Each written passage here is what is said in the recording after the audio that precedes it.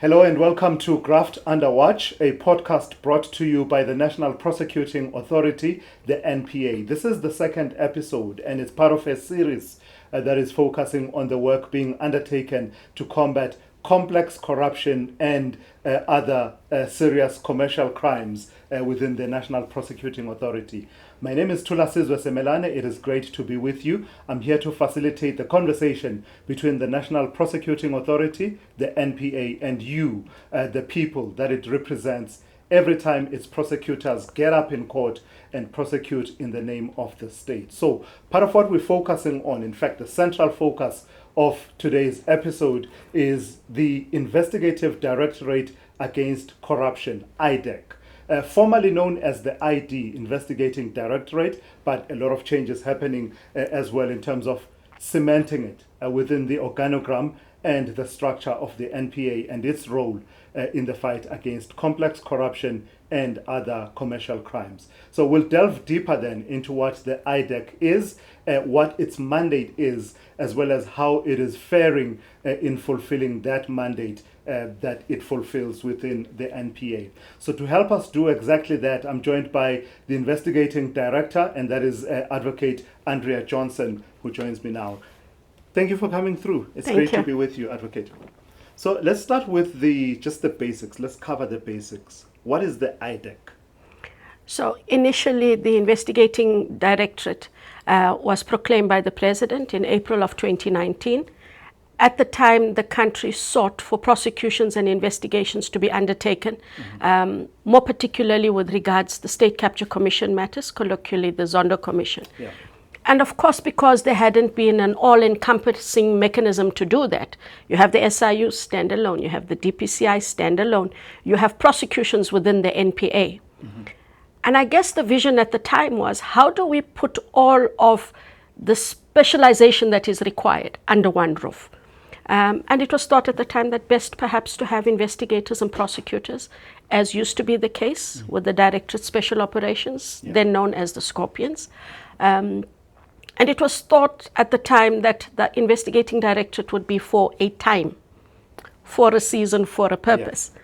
And of course, as the work was undertaken, one realized that it wasn't cut and dried. It wasn't going to be a matter of the Investigating Directorate being able to just go in, get the evidence, bag and tag exhibits, put them into what is a docket, and then present them at court. Yeah. It turned out to be a far longer road and process. And therefore the thought became that in a temporary capability, given our political climate as well, and a lot of pressures in dealing with corruption, a temporary outfit would not work. But of course we had to prove it, and we had to do a lot of the work. I became the Investigating Director on the 1st of March, 2022. And it is in that time that we had to make decisions about, do we stay temporary? Do we fight for permanency?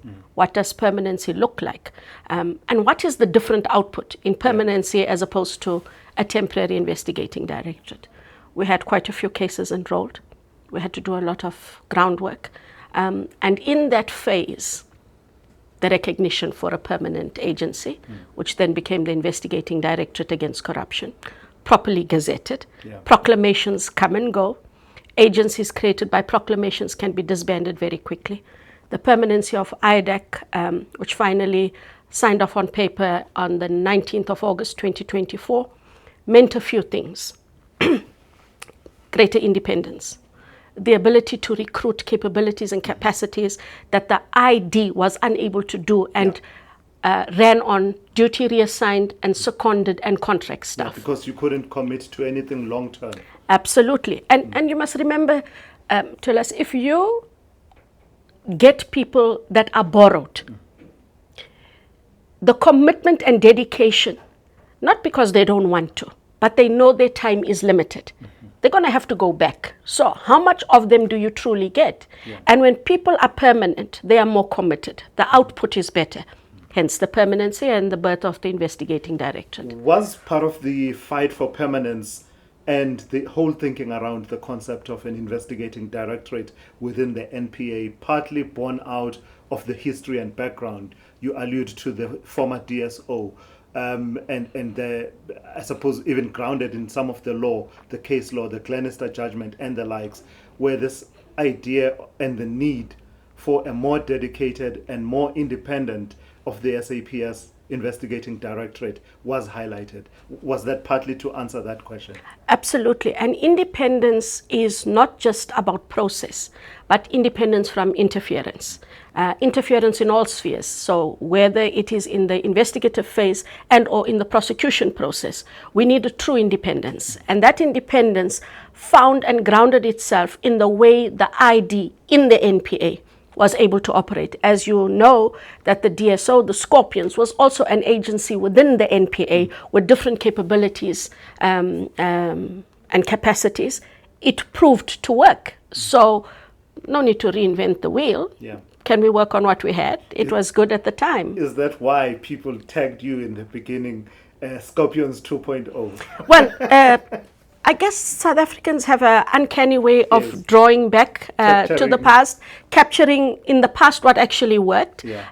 So no offense taken. We were happy to have people actually understand it was necessary. Yeah. Where it was going to be placed was even more important. And so the birth of the investigating directorate. But take me through its legislative grounding. Where do you draw your mandate from? And what does that provide for that is different, that sets you apart from what, for instance, what the DPCI is doing, the Hawks, what the Special Investigating Unit, even though that's a completely different terrain altogether, but just that legislative framework that sets you apart? So much of the legislative framework was captured in the initial proclamation of the investigating directorate. It was born out of the fact at the time there were 3 commissions. There was a State Capture Commission. There were the findings of the Mpati Commission into the criminal allegations at the PIC. And then we had the Nugent Commission looking at irregularities within the South African Revenue Service. But as the ID evolved, it became apparent that we needed to deal with not just matters falling out of the commissions. There was high-profile corruption. Given the distrust that South Africans, public and private sector has in the normal investigative agencies, people were referring matters to the ID and then to IDAC. And the permanence of IDAC meant an expansion of the mandate. So the expansion of the mandate is to deal with serious and high-profile corruption, offenses or contraventions of the Prevention of Organized Crime Act, and then the various statutory regulations, PFMA contraventions, etc. And then your normal run-of-the-mill fraud, perjury, defeating the ends of justice. That was an expanded mandate. And that's the mandate we operate under. The difference, however, is the DPCI investigates. It must still bring to the NPA and to the likewise prosecution component. So it's organized crime matters have organized crime prosecutors, similar for serious economic offenses and corruption. But they are not co-located within the DPCI or the detectives. The SIU has a very limited civil mandate, and theirs is to look into the irregularities, more especially with regards to procurement processes and contracts, the setting aside thereof in order to be able to recoup money. They must still refer. So the SIU also does refer to IDAC, but what IDAC has is this. IDAC has an investigating director, and there's only one in the National Prosecuting Authority at the moment. It has various categories of prosecutors that you will also find in the rest of the NPA. But then we have criminal investigators, financial investigators, data analysts. Putting all of them under one roof, under a model that is prosecution-led, means we are directing everything for court purposes. It's not like you declare or I authorize an investigation and it's like little fishing expedition and, well, Bob's your uncle if we get something. It's really directed, really focused. And prosecution-led talks to a very specific, focused, prioritized output. Say a bit more about that, because I was thinking about it, that sometimes, we've got these notions in Hollywood where the district attorney in the United States, the state attorney, at the scene where a crime is being investigated is also present. Is it along that same model that says the prosecutor is integrally involved in the investigations? Absolutely. So how it works is, if a matter is referred to us, It is referred to IDAC in terms of Section 27 of the NPA Act. However, where we are already looking at recommendations coming out of any one of the three commissions, before an investigation starts, a team, the matter will be referred to them, they will look at the recommendations, they will put together an application. That application asks the investigating director, which is myself, here are a set of facts. Out of that set of facts, we say they make out the following allegations. Those allegations, in turn, implicate the following persons and or entities of interest. They put together an application. It has to meet certain intake criteria, and the investigating director has to authorize an investigation. Nothing commences without that authority. Oh, really? So you don't have an inquiry phase, start something, stop something. You have to have a genesis for these investigations. The investigating director can do one of two things.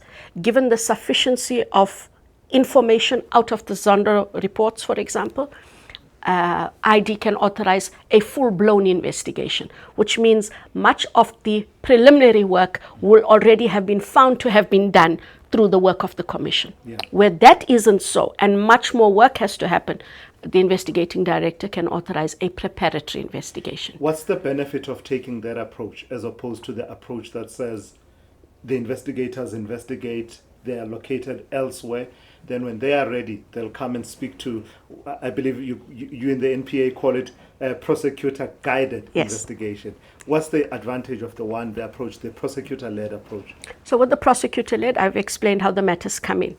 When ID authorizes an investigation, she also authorizes a team. She authorizes a deputy director of public prosecutions who will lead this team, senior and junior advocates, senior and junior investigators, both criminal and financial, as well as a data analyst. They take this authorization. They've got to sit with it. They have to work out what is their case theory, what is the prosecution strategy, and therefore, what are the investigations to be undertaken, both criminal and financial. Everyone gets their taskings and activities, and they move along in unison. What happens ordinarily in many matters that are outside of IDAC, you would find a tendency that, let's just say there's a cash in transit. It would go to organized crime.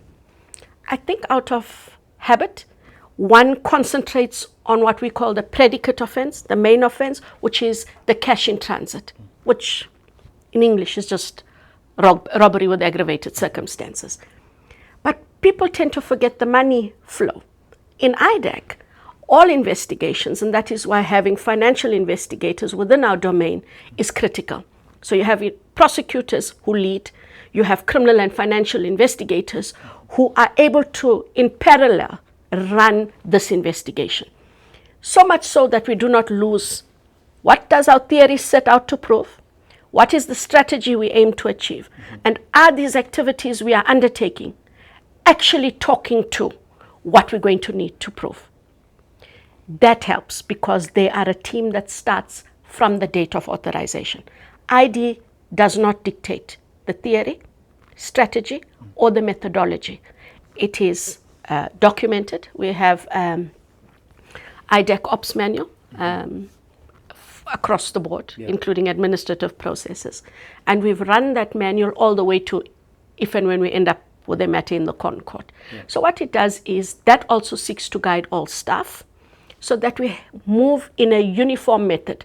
And the reason that is so important is over time, we must have built best practices.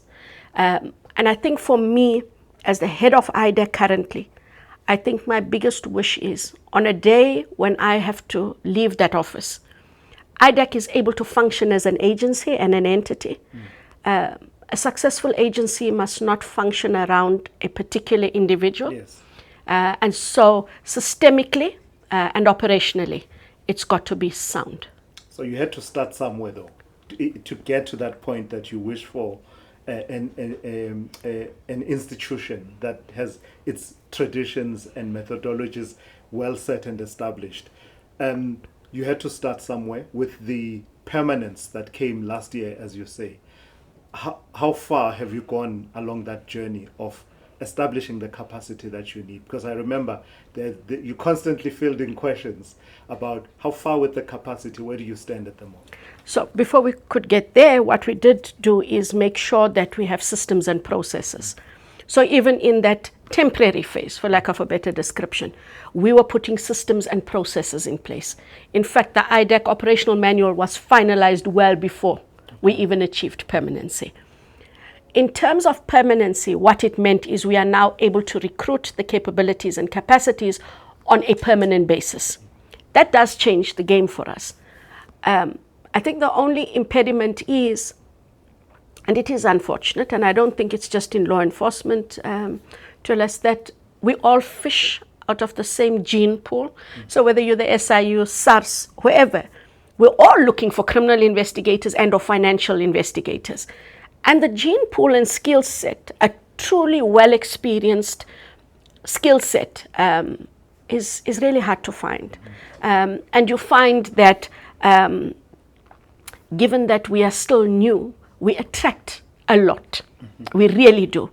We get lots of applications, both for criminal and financial. But people come in, and after a year, they've achieved a stepping stone. And I do not say this in any form of arrogance, but coming to IDAC and being in IDAC gives them a bit of a step up. And then someone to step up and out much quicker than when they came in. Doesn't look bad on the CV. Absolutely. And so what happens is, this is where we find ourselves across the board in that conundrum of we are able to easily recruit, but keeping them for long is going to be the true test. I know the National Director has spoken about this at length on many forums where she says, if government wants to attract and therefore retain proper capability and capacity, our salary packages that we offer has got to be competitive. Government is not there yet. Are we talking here, when you say financial investigators, are you fishing, for example, from the audit firms, other institutions that do auditing, forensic investigators, perhaps even in the pool around the SAPS and other institutions? Absolutely. If you apply and you are suitably qualified and well experienced and you do well in the interview, of course. And then the converse is also true. If they apply elsewhere and they were at IDAC, and the one thing, if I could just quickly, what also sets especially the financial investigators in IDAC, apart from many of the other financial investigators, the NPA has invested a lot. We have sent our financial investigators on it's called the ACFE. It's an accredited certified fraud examiner course, internationally acclaimed and recognized. And anyone with an ACFE accreditation in South Africa and elsewhere is highly sought commodity. So we had taken that initiative, and so our financial investigators become extremely attractive. So are you at full complement yet? Not yet. Not yet. We currently sit at a staff of 140. We have other staff that will start now in October. We have a contingency for November, and we have sent out a big batch of advertisements for us to be able to recruit more financial criminal investigators as well as advocates. So from your description earlier on, it sounds like you already had a caseload ready for you even before the proclamation and even before the permanence came. What does that look like, your caseload at the moment? We have quite a heavy caseload, and we have lots of matters in court. But it's apart from the court matters, I think what happens behind the scenes is what people don't know. So we had to look at the state capture recommendations. Applications are submitted and matters are authorized for investigation. And the same for the Party Commission and the Nugent. In the interim, however, we've received several high-profile corruption matters coming out, but not from the commissions. We have to deal with those as well. And so where one thought, well, IDAC staff will be able to ease themselves into things. There's no time to ease yourself. South Africans ask for speedy justice. They'd like to see results. And so the fact that the investigation and prosecution of corruption matters can take much longer than the South African public likes is something we have to overcome. Yeah. We have to be able to work smarter and faster, but at the same time without compromising investigative processes and justice. So, say a bit more about that, the work emanating from the various commissions. I'm sure you will have seen the criticism and critique that says we had this expensive commission, and usually in reference to the State Capture Commission, the Zondo Commission, but obviously in your case there are others that come into play.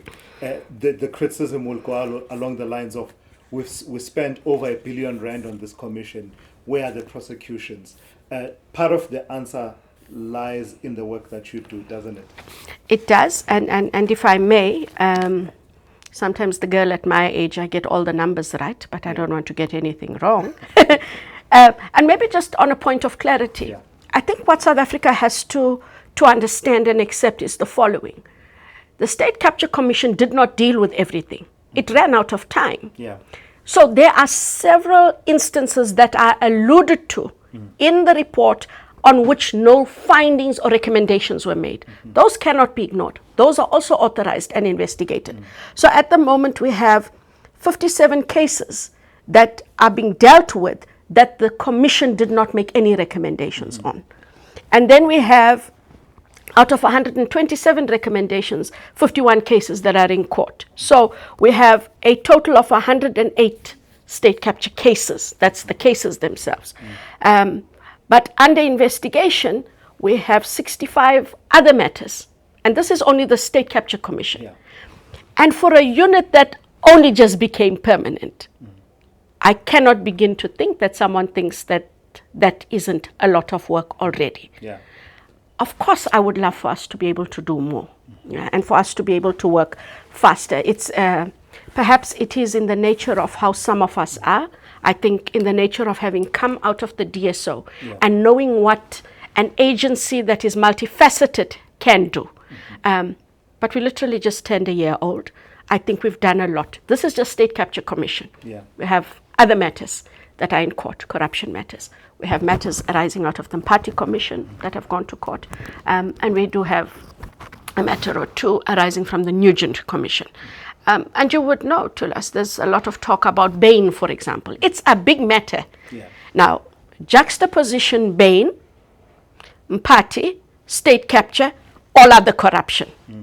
It really is a mammoth task. And it is finding the balance in not only dealing with state capture cases, we must also be able to give attention to the various other categories of work. Over and above that, you have a process through which members of the public can make referrals to you. Tell me how that works. So, and it's not just members of the public, anybody. Yeah. So public or private sector and private individuals. So we have Section 27 of the National Prosecuting Authority Act that allows for anyone outside to be able to refer a matter. They refer a matter by making an affidavit or a statement, attach the necessary documentation, proof that they have. It still goes through an intake assessment. Does it fall within the mandate? Is there sufficiency of evidence? Do we need to engage the person to say, in terms of our mandate, yes, but we don't have enough. Are you able to provide more? Can you direct us where to get more? And then you are able to look at that matter, and then again, the initial process starts. A team looks at it, they assess it, falls within the mandate, yes. Sufficiency of evidence, yes. Does it point to criminal allegations? Yes. Are there persons and or entities of interest? Yes. Thank you. Application submitted to the investigating director for an investigation to then be authorized. So it's funny how the public know they can do that. They just don't know in terms of which section. Yeah. Some do know. And a lot of them want to refer matters. Where we have to be cognizant is we cannot take every matter. At the same time, IDAC works on the principle of partnerships. I do know what the DPCI does. I must be able to refer. There's no shame in referring. Yeah. You should refer. If you cannot deal with it, don't sit with it. Yeah. That is obstructive. So we do refer. We also engage a lot with the SIU. We actually work hand in glove. We do have matters where, for example, and what IDAC is able to do that the other agencies cannot do, which is unique, is if we have a matter on which the SIU has a proclamation, we decide, okay, let's pool resources. So what the investigating director can do is she doesn't only authorize or designate IDEC staff. She can also, within the investigating team, authorize a SARS personnel, SIU personnel, DPCI personnel, and we've done that. So we also have hybrid cases where it is authorized in IDEC, but it has a combination of IDEC plus. It's a unique model for sure, Advocate, but it sounds so involved and so intense, such that I don't imagine it being deployed, for lack of a better word, willy-nilly. It sounds to me as if it's very specialist.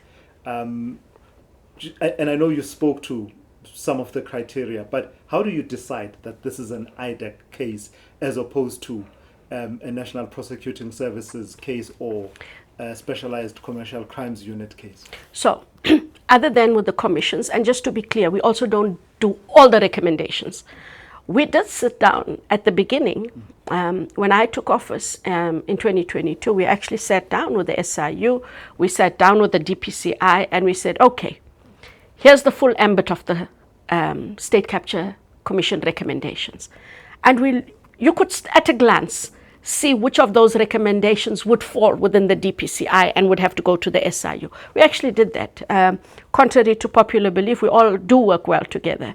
And so we do the bulk of the State Capture Commission recommendations, but the DPCI, together with the Specialized Commercial Crimes Unit of the NPA, does the rest, and the SIU does its work, and in turn will refer to the DPCI and or to IDEC.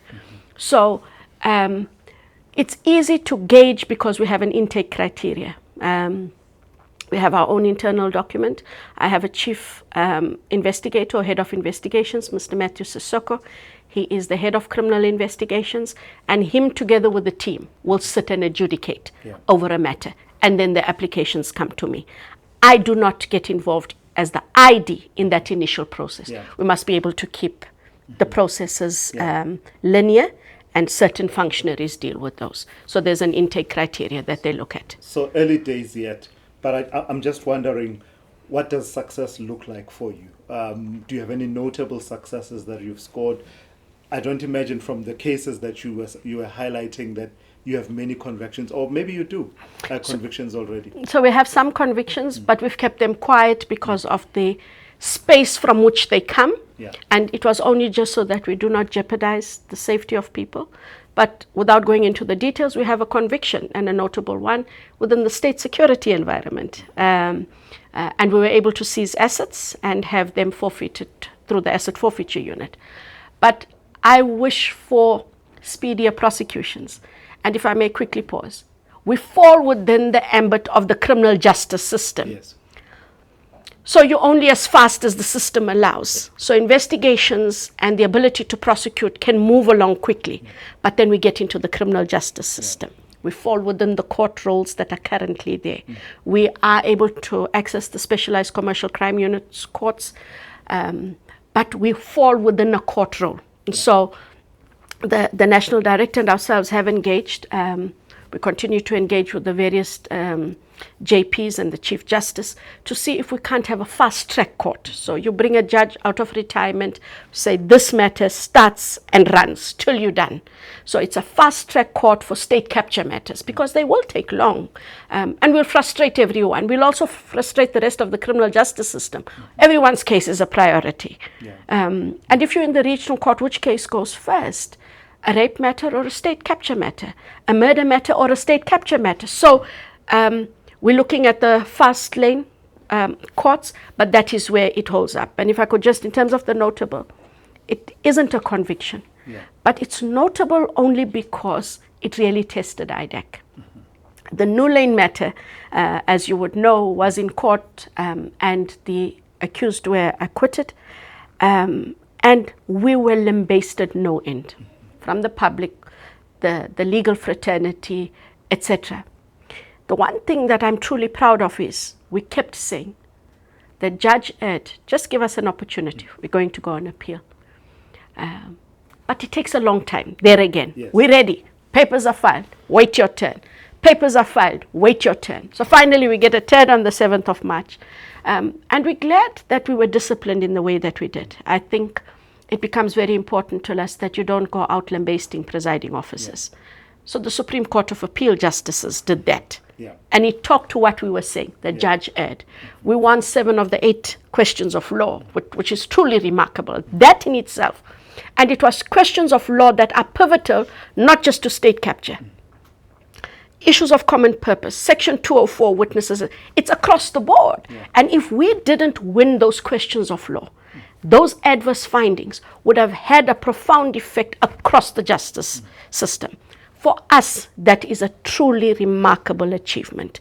Now we get to re-enroll. However, the accused have taken us to the Constitutional Court. We are busy filing papers. We've got to wait for that process. Yeah. And hopefully that we're still able to enroll our matters soon. On that same judgment? On the same judgment, yes. Yeah. So do you think there's appetite in South Africa for a couple of high-profile convictions? And everyone is equal before the law, obviously, and the same standards apply. But do you believe that would serve a purpose to secure high-profile convictions related to some of these matters we're discussing? Absolutely. Matters. Absolutely. What purpose would that serve? Confidence, not just in the criminal justice system, but I think South Africans have become jaded. They have lost confidence in the criminal justice system. They've lost confidence in prosecutions and investigations. For me, getting those high-profile convictions will talk to, 1, the ability to identify criminality, 2, to be able to follow that evidence and hold those accountable for those transgressions, and 3, running the full ambit no matter how long it takes to finally get that justice. Yeah. I think that will be the best. Let me be a bit mischievous. You do. talked about the successes you've scored, in some instances deciding not to be too loud about it and being quiet. Is that born out of the experiences of the DSO and the criticisms? No. So you will see, to us, we don't do anything in the media spotlight. Yeah. A lot of our arrests are arrests. Yeah. People know about those matters only when they get... Style. Absolutely not. And it's not going to happen, at least not under my watch. Yes. But strategically we had to. So that was the reason. People's lives would have been in danger. The moment we said S versus conviction, they would have known who those persons were, because those persons became state witnesses. Okay. And you know, whistleblowing and protecting whistleblowers is key. Similar principle for Section 204 witnesses who decide, look, I know that I am criminally culpable.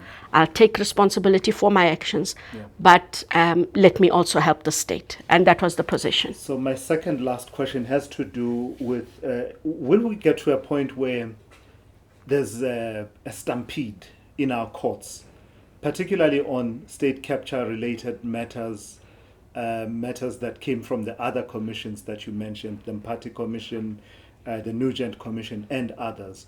Will we get to a point where it's like that? I mean, I have notions in my mind of, Italy and prosecuting the mob, or, will we get to that point?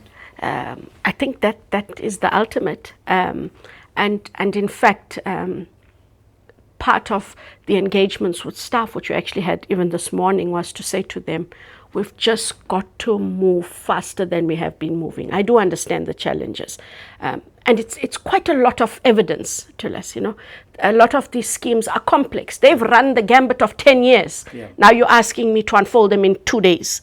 And what do you want? Do you want true watertight evidence? What do you want?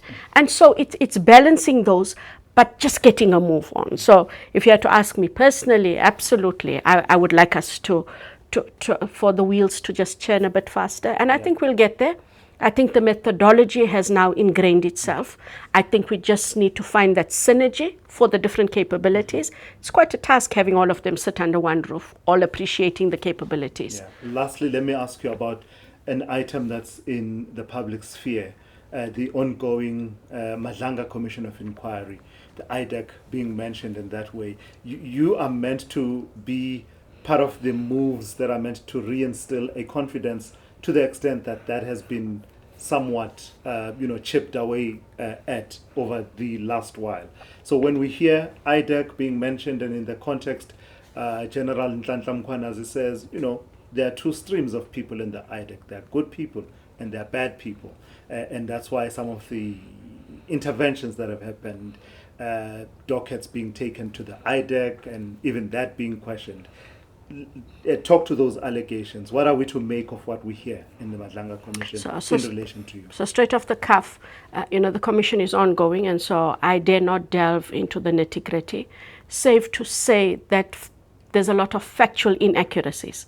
I do hope that as the head of IDEC, I'm given the opportunity to go to the commission. The record will be set straight.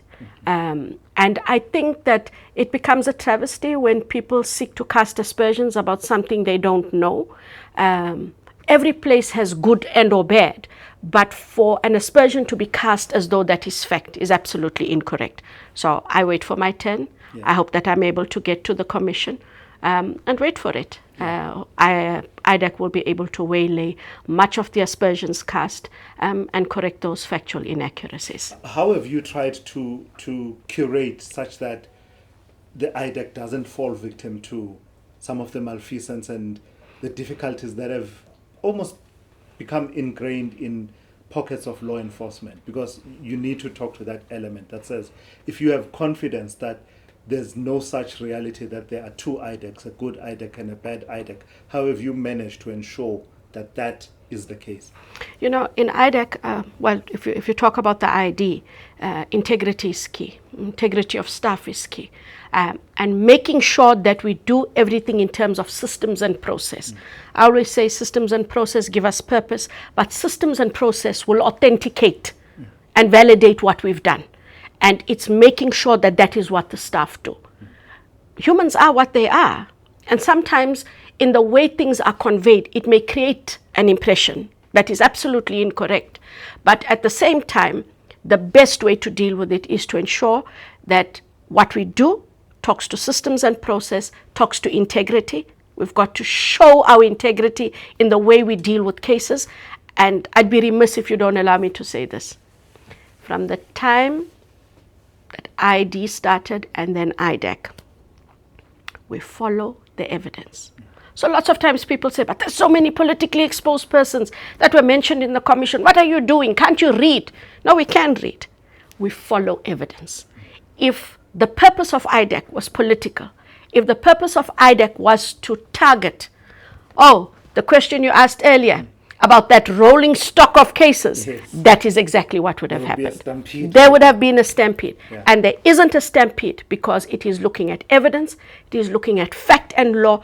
Is someone implicated? Not who, is someone implicated? The who comes at the end. All right, let me wrap it up this way then. I know it sounds like a how long is a piece of string kind of question. How long do South Africans have to wait for those processes to be at their peak? To be at the point at which, because we were inundated with allegations and testimonies in the past, now for us to be inundated with court processes, with convictions. And I know you don't control the convictions when they come, but how long do we have to wait? I don't want to give you a time frame, but I want to give you a commitment that we continue to work as hard as we can. And I do accept that we should consider churning out more. But we cannot undertake to churn out more if we will compromise justice in doing that. And justice being seen to be done also talks to the integrity of process. Yeah. If suddenly you're churning out, someone says, so what changed? So unless the capacity changes, the experience that I'm getting in terms of the various staff capabilities is increased, it's only then that we can have that discussion. All right. Let's leave it there. I've really enjoyed this conversation. Advocate Andrea Johnson, who is investigating director in the National Prosecuting Authority, focusing on the work that the investigating Directorate against corruption does within the bigger scheme of the NPA and the fight against complex corruption and other serious economic offenses. This has been yet another episode of Graft Under Watch, a podcast brought to you by the NPA. Join us next time when we focus on yet another area of this fight.